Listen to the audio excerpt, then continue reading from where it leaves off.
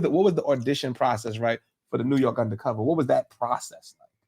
Like, you know what I mean? Did your agent be like, yo, we got this something right here? Well, there was a lot of things that happened before that, but you know, so there was theater school growing up, you know, right here. We're in Brooklyn. I used to take acting class with a woman named Cynthia Belgrave. Okay. When I was 16 years old. I did, my daughter who's sitting right over there always talks about how much I did. Like, I'm always referencing 16 or 17 years old, but the amount of stuff I was into was incredible. But that was one of them. What style of acting did you study there? Because you know there's different styles. Did you have like a particular style that you would? If you mean like Meisner. Yeah, exactly. Yeah. You know what I mean? Right. Yeah, no, it wasn't Stanislavski. No. Okay, yeah. I don't remember what she was teaching, but the reality is when you start as a kid, you just interested in telling the truth anyway, right? Like at the end of the day, you're not really thinking about technique as much as you just believing what it is that you're doing. Method. Start, you know, taking classes and study different styles, or which I did, like HB Studios, Herbert Bergdorf Studio in the West Village. When I got a little older, but there was a lot of exposure, right? So before I did my first film, so there was working at the Negro Ensemble Company, which is a theater company that Denzel came out of there. First met Sam Jackson there when I was that age, Felicia Rashad, Angela Bassett. In fact, my first agent I got when I auditioned for Cool Runnings, which was an open call. Cool Runnings. Shout out to Leon too. He just put him out. Which led to New York Undercover audition.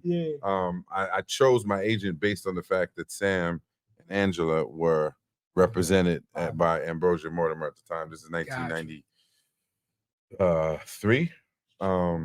And so the audition process for Cool Running New York Undercover was the same woman, Jackie Brown, who was a casting director who cast Cool Runnings. When she first read New York Undercover, she thought of me immediately for the role of J.C. Williams. So it was her. See, that's what I'm saying. That's why when was understanding what the role of Carlton Banks was. And that was a whole different type of dude back then. Like, you don't even give Carlton vibes. No, like, you know what I'm saying? He was dressed up like him. You just didn't give Carlton vibes. Like, but what's for you won't go past you, right? Yeah, that's a fact. That's a fact. It doesn't really matter. I mean, obviously, Alfonso. Yeah, that was his that's what I'm saying. Like, certain roles, I think, are just designed. You might not know it in the moment, but certain roles are just designed for certain people. Like, I'm not saying another actor couldn't do it well, but if he does do it, now you have that comparison, and you're like, ain't no comparison. Stick with that one. You know, like, how many Batmans are there? And then you're like, well, we know the real Batman. Like, you understand what I'm saying? Like, you know, like, how many Jokers are there? And then you're like, well, who's the best Joker? You know, because some people just take the role and it transcends. And you're like, I would have never thought. You know what I mean? Like, I can tell that's how it was. You got what was it like when you got that script? Oh, this is me. Oh no, it was definitely one of those things. But I was actually when I auditioned for New York Undercover, I was actually shooting Law and Order. The same producer, obviously Dick Wolf, who Major was the producer of Law and Order. He had a deal at Universal. Andre Harrell had a deal at Universal with Uptown Records. Andre had the IP. Initially, it was called Uptown Undercover. So when I first got the script, it was said Uptown Undercover on it. Right. Hold on. That's an exclusive right there. I've never heard that story before. Let's drop that as an exclusive. I ain't never heard that story before.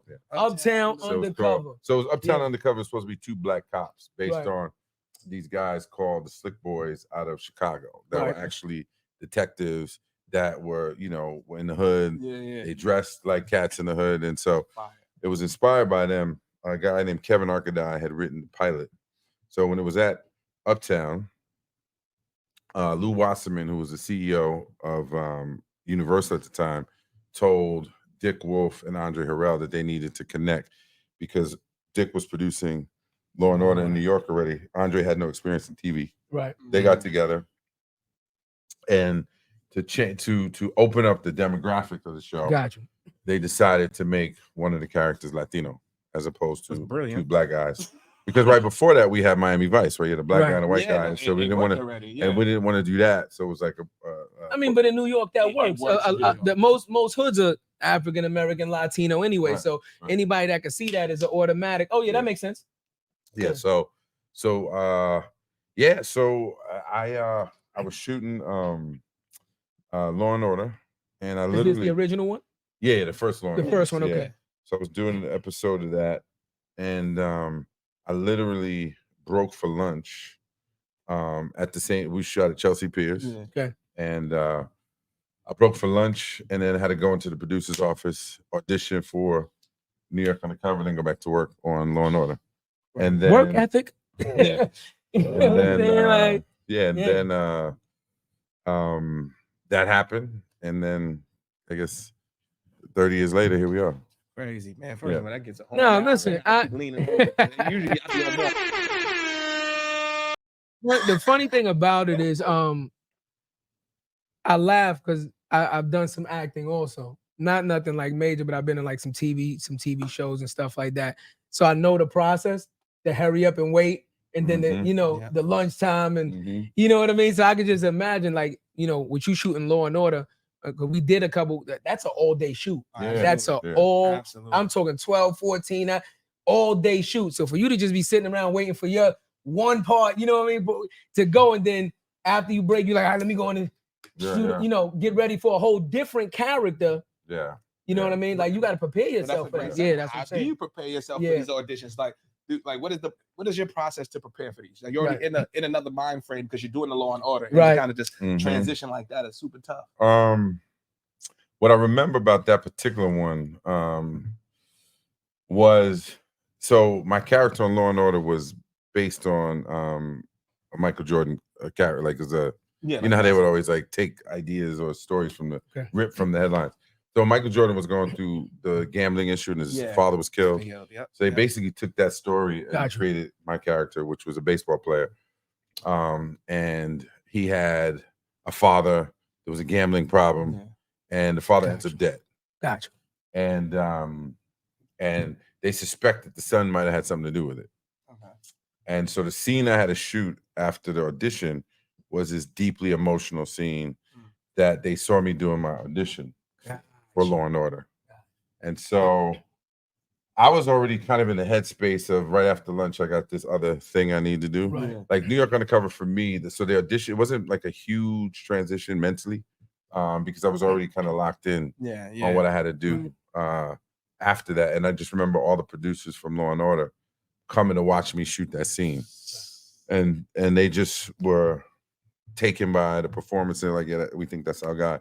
Then I got cast in it, and then I actually got cast in it before Michael, and then they began to read me against a bunch of other actors. Gotcha. So you already plugged, like, solidified. But it's also a big difference, because even if you have a lead role in the Law and Order, now you're auditioning for a principal role. Well, it was a guest spot. That's what I'm saying. So that's what I'm saying. It's a whole different mindset.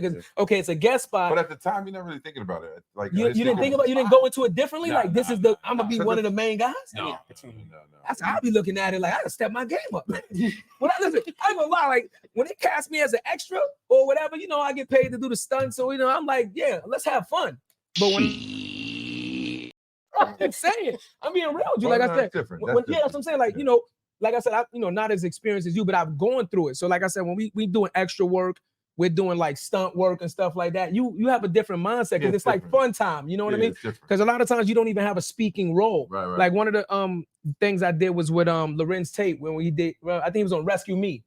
We did a big basketball scene and all that, but I didn't have a speaking role. I had a lot of action in it, but it was a non-speaking role. So you have fun with it. Right. But now when you got to go and audition and read lines and show them, it's like, I just feel like it's a whole different mode you got to turn on. You know what I mean? Yes. It's there's more layers to it. But right. Yeah. It should still be fun.